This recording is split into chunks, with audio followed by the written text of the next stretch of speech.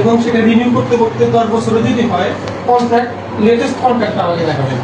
সর্বশেষ ওটা স্যার আমি তো আরো আমার কাছে ওটা তো দিবে না, ওটা তো অফিশিয়ালি একটা কপি আসবে। কাকে দিবে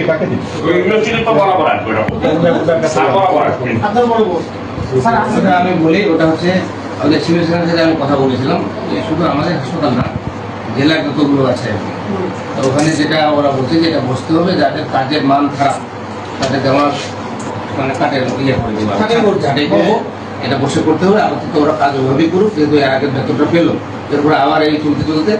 আবার ওরা যদি রিনিউ করবে যখন তখন ওরা ঠিকাদার আসবে আমাদের কাছে, মানে সে স্যারের কাছে ঠিকাদার আসবে, ঠিকাদার সাথে কন্ট্যাক্ট হয়তো ঠিকাদার তখন ওটা আপডেট করে ওদেরকে জানাবে, অর্থাৎ সে স্যারও এখন জানে না, কাজে আমাদের কাছে তো কাগজ আসবে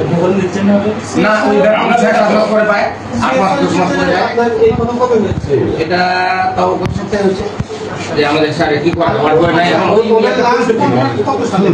এটা ওটা ওদেরকে বলতে হবে লাস্ট কন্ট্রাক্ট আমাদের বেতন পাইল কত সালে ওটা দেখো তুমি কাগজ দেখলে বোঝা যাবে। আমার অফিসিয়াল কাগজ আছে এটা তো কখন পাইলটে দেখাতে পারবো জুন মাসে স্যার গেল এই জুনই বেতন পাইছে সে, তাহলে মোরে আপনি কোনো কাগজ পাইনি সিভিল সার্জন স্যার মৌখিকভাবে বলছে ওরাই কাজ করবে, ওরাই কাজ করুক, আমরা এটা বসবো, যদি কারো কাজ আমরা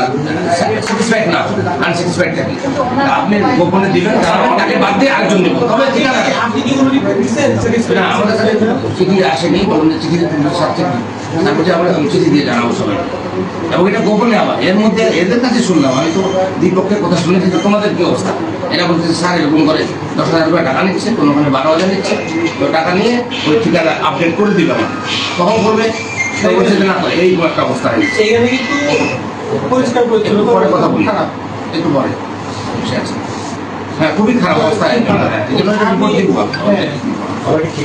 এখন রিপোর্ট এমন একটা বলে না যে আমরা কিনা করে দেখান রিপোর্ট বলছে লোক নেই, মানে ওদের দ্বারাও যে কাজ করাচ্ছি ওই তো যেটুকু করছে ওটাও নষ্ট, কিন্তু ঠিকাদার তো ওদিকে আবার ইয়ে করতেছে ওই যে টাকার বিনিময়ে এর মধ্যে করবে অনেক চাকরি গেছে, তাদের চাকরি গেছে, তাদের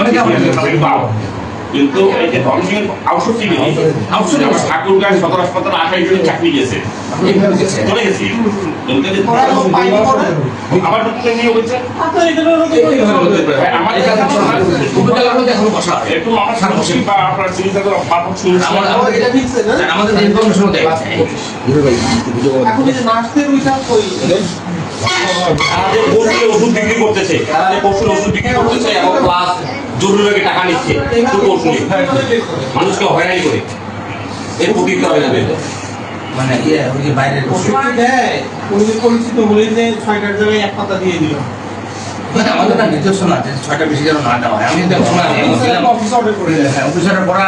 আবার করে দিচ্ছি আমি, ভাই কি ওই যে বললাম না ওই যে মামা ভাগের মামা দেন তো হাজিনা দেন তো 10টা এইভাবে দেয়, এটা আবার এতেও দেয় ওই যে আমি এখানে 27টা না একই অবস্থা, আমি নিজে ধরেছি হরিপুরে যখন ছিলাম 50টা দিয়েছি একদম, কেন তারা 50টা দিয়েছি একবারে তখন হরিপুর, তখন সবুজ পড়ছে হরিপুরে যখন ছিলাম